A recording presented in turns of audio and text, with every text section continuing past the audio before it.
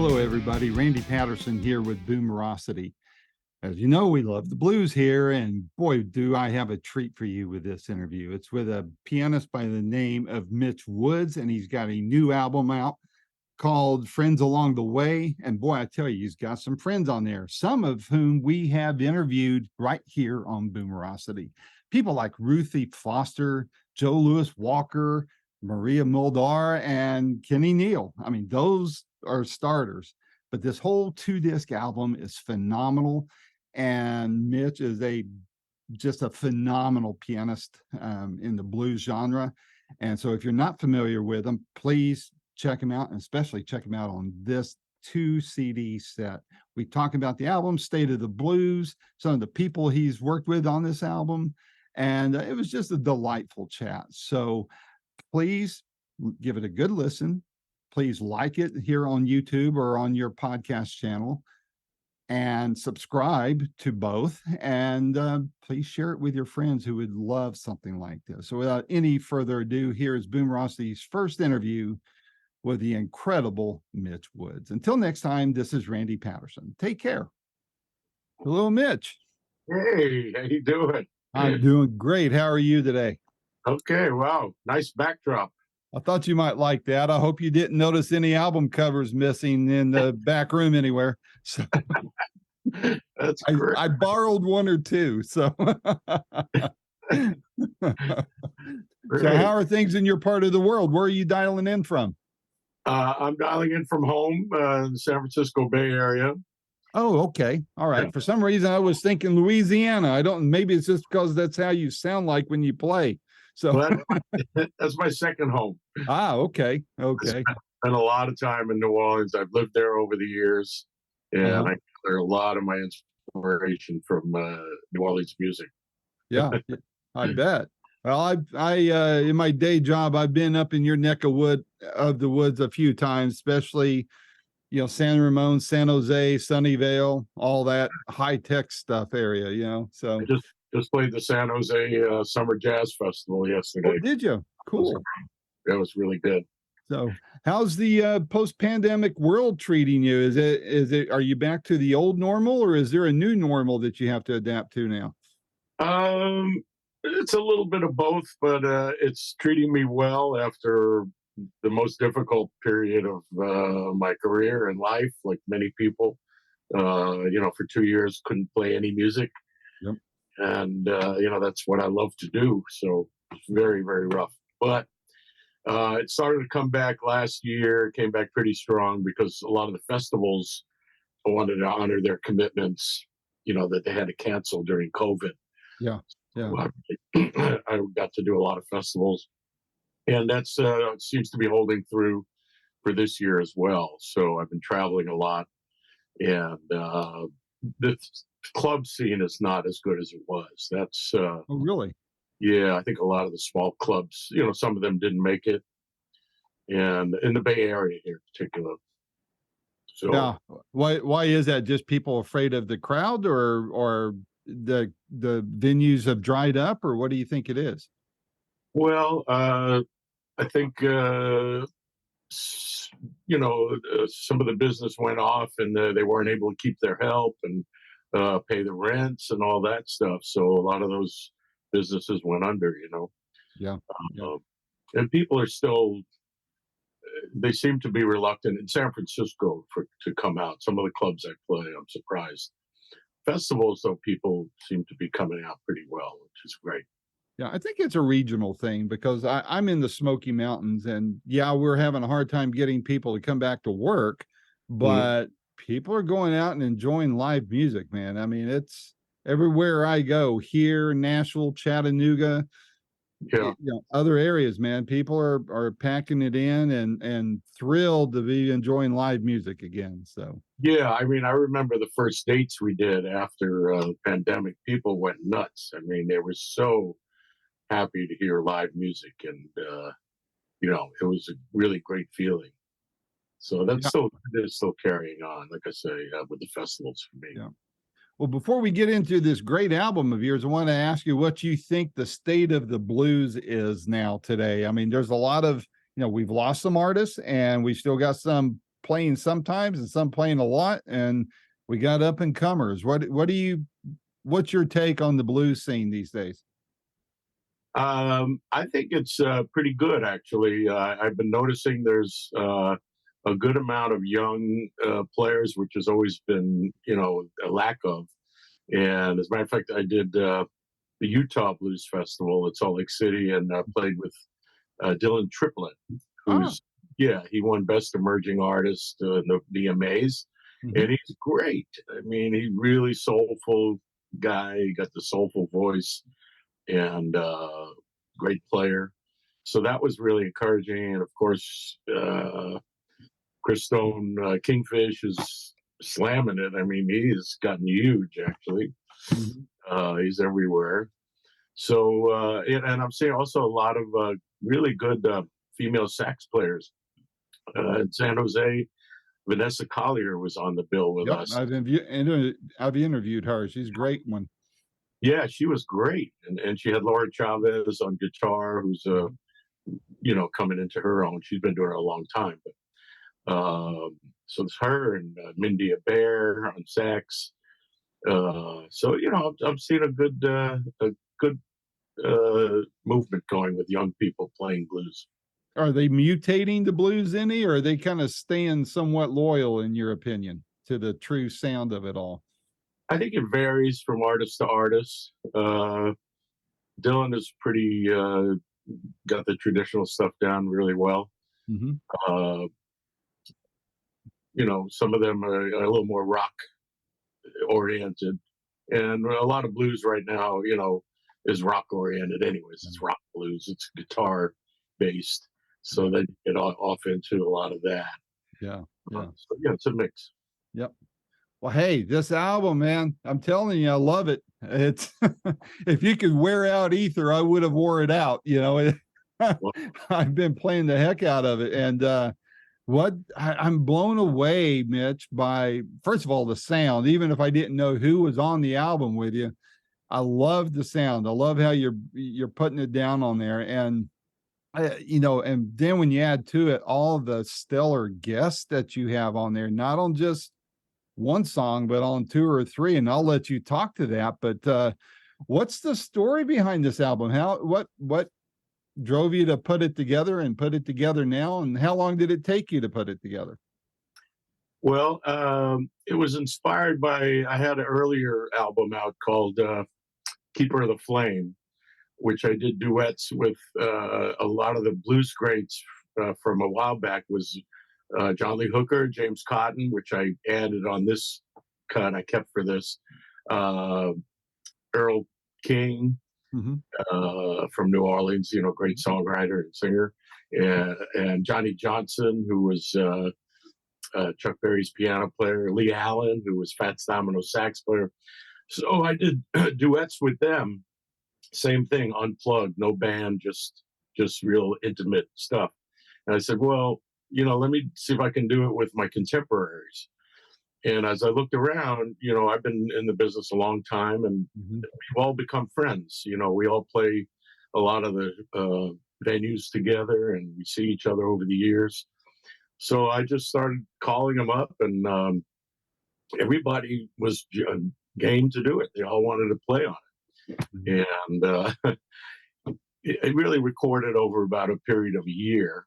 Uh, and then I think, as you know, the story, um, this label put it out, E1, who I thought was really going to do a great deal, and they were putting a bunch of money behind it. And then when it came out, they decided they're going to be a film company, so they dropped the whole thing, which was really a shame. And but I own the masters. I was able to get them back, and that's why I put this out now. Plus, there's 5 extra tracks that I hadn't released. So really make it a deluxe package, 2 CDs, for the price of one. It's such a Yep. deal. Hey, I love those kind of deals. So what surprise I mean, besides the label turning into a non-label and turning into a film studio instead, what other surprise, what positive surprises did you run into in putting this album together? I mean, to me, the surprises are who you have on there, but Mm. from an artist perspective, from the one whose name is on the record, what surprises did you run into putting the album together? Well, it was a really nice surprise that Van Morrison agreed to do it. Like I say, it's friends along the way. We've been friends for about 40 years, and he lived near me in California, and we stayed friends, but we never recorded together. And I started doing this. I said, well, let me give him a call, see what he says. And he said yes. Yeah. So it was great. Yeah, that was a great surprise. And then the way it came down was even better. Was I was living in New Orleans at that time for a period of time, and he was coming to play the New Orleans Jazz Fest. Mhm. And so the timing was good. I said, well, we can record then. He said, yeah. And I said, Taj, another friend of mine, is coming the next day to play. He said, well, Wow. let's get Taj there. So then it became a trio. So it was just me and Taj and Van. Wow. And yeah, got a great studio, the Esplanade Studios. It's an old church in New Orleans. I mean, Van got really inspired, and we were going to do one track, uh, Midnight Hour Blues, and then he started singing and inspired, and we just kept it rolling. Wow. We got 3 tracks out of it, which is great. Boy, and acoustics in an old church, man. There's I've been in a few singings in those across the South. I can imagine what it must have been like just doing the jam, and let alone, just forgetting about the tape rolling, so to speak. But Yeah, it was a great environment. As a matter of fact, it was interesting because the engineers had set it up where the piano was here, and everybody was very spread out. It's a big church. And Van came in and said, no, no, no, no. We all get together around the piano. And that's really what this whole album is about, is yeah. uh, all my musical friends getting together around the piano, which is such a great instrument for accompanying them and bringing out the best in them. It's just like maybe even the old Southern gospel quartets and such, just standing around I mean, there's a scene in an Elvis movie where he's in the studio and Donnie Sumner sitting at the piano and all the rest of the guys, one or two on acoustic guitars, and they're singing old gospel hymns. That's same kind of feel this album has with you guys just playing. I've seen the EPK on it, and you and Elvin Bishop and the others, just, I mean, you feel that very informal fun about it. I mean, is that how it felt to you recording it? Yeah, very much. I mean, there was no rehearsals involved. There's no overdubs, really. We recorded live, and maybe a couple of takes if the first one didn't come out great, but almost all on first takes and everything. So it was very spontaneous and intimate, I would say. Was a- and was there any major difference in how you put this album together? I mean, I realize having guests on there like that can be tricky sometimes, getting the logistics worked out and that kind of thing. But aside from that, were there any other big differences on how you put this album together compared to all your others? Yeah, I mean, typically with my other albums, you go into a studio, we go in for a few days, knock it out, and then come back and mix it and everything. But this one, I mean, really logistically, I did have to coordinate with each artist according to their schedule, according to where they would be. So, I had to book some studios on the East Coast in New York for John Hammond and Joe Louis Walker. Um, and then New Orleans, of course, with Van and Taj. But the studios in California, some of them were coming through, touring. So Marcia Ball was coming out here, Cyril Neville. Mm-hmm. And so logistically getting that together. And then with Marcia, for instance, I wanted to do 2 pianos. So I had to find a studio that actually had 2 pianos, which is pretty rare. Yeah. But I got this one studio, and it had 2 Steinways. Wow. And yeah, but very particular about them. You had to get them tuned before and then after. So it cost a bunch of dough just to just to get the pianos working. Yeah.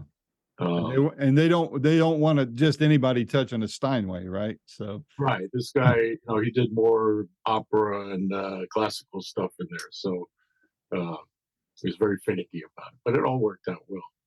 some of the others you had on the album that people I've had the privilege of interviewing, people like, I mean, one of my favorite cuts on the album is the one you did with Ruthie Foster. I mean, my God, what a great song. And then Joe Louis Walker. I mean, I've talked to him a couple times. What an amazing man he is. And another woman up your way, Maria Moldar, that she's amazing. And of course, Kenny Neal, another Louisiana guy, all those and the others. I mean, I'm just going through that list and listening to the songs over and over, and it's like, wow. I mean, you pulled in some heavyweights in there with you. I mean, in addition to yourself, of course, but that's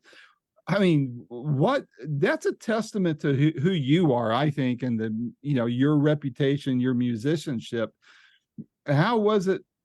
Were there any interesting stories that come out of that as far as working with each of those people and your relationship with them? Sure. Well, I love the Ruthie Foster cut myself. As a matter of fact, I love all the cuts, but that one I think could be a big hit. It's her song "Singing the Blues." Very simple, just her singing and playing acoustic guitar, and me accompanying her on piano, and it's just a beautiful cut. So a lot of the musicians really, I've been playing the legendary rhythm and blues cruise for many years, and I established the piano bar on the ship. It's and became known as, when I'm there, Mitch Woods Club 88, hence the label name, the name of my record label. Is 88 keys on the piano. Right. So a lot of them would come down and sit in with me, and so Ruthie, I got to know Ruthie that way. She came and sat in with me on the piano bar, and of course Elvin, he lives here in California. I've known him for years and years. And Maria, she literally lives around the block from me. Is that right? Wow. Pretty much around the hill, I'd say. Yeah. Blocks here where we live. Yeah. Same here in the Smokies. Yeah. And so the tunes we did with her were great. I got to play some stride piano on Empty Bed Blues. And that's just this great song. It came out so good. And then, when I added the other tracks, Mojo Mambo is one of my songs. And Maria had been doing it in her live set for years. And I always said, why don't you record it? And she hadn't. I said, well, let's us record it. And so we did. And it's our tribute to Professor Longhair. Yeah. Yep. Mojo Mambo.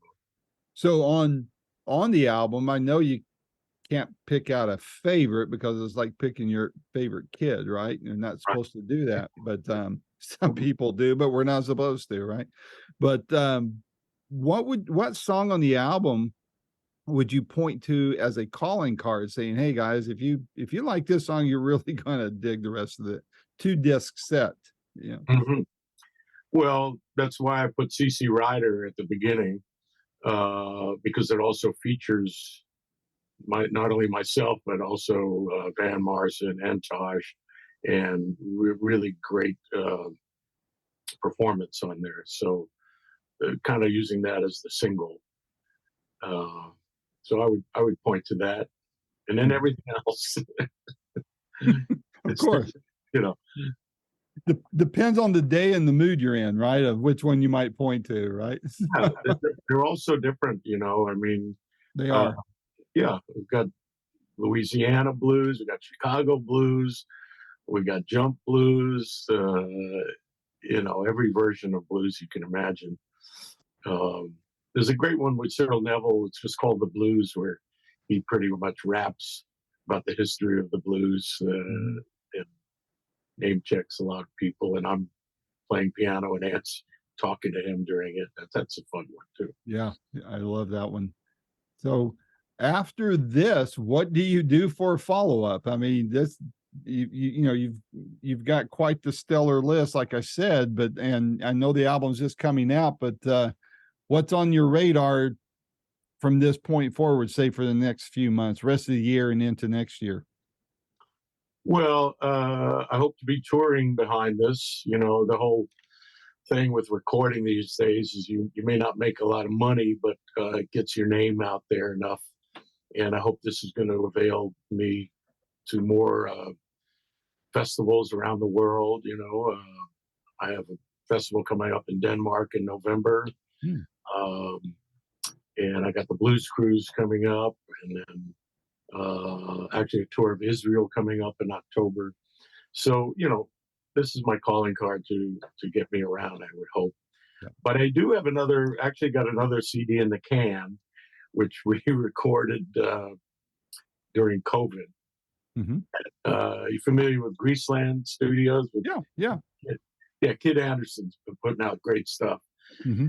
and he's the guitarist with Rick Estrin, Hmm. another good friend of mine, and we managed to get in the studio. We're all masked up. So I recorded all my original songs. It's all originals, new arrangements of my tunes. So not new tunes, but new arrangements on them.